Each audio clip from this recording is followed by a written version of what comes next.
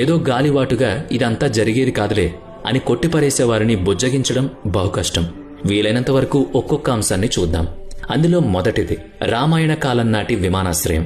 భారతదేశంలో కంటే శ్రీలంకలోనే రామాయణాన్ని మరింత ఎక్కువగా నమ్ముతారు. అలా ఒక పరిశోధనా సంస్థ శ్రీలంకలోని ప్రతి ప్రాంతాన్ని పరిశీలిస్తోంది.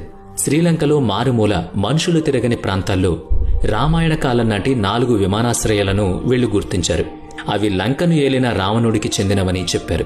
బృందం అధ్యక్షుడు అశోక్ కేంట్ నేటి శ్రీలంకనే రావణలంక అని చెప్పారు. ఉపాస్ గోడ, గురులోపేత, తోత్పోలాకంద, ఒరియాపోలా అనే 4 విమానాశ్రయాల్ని ఆయన బృందం గుర్తించింది.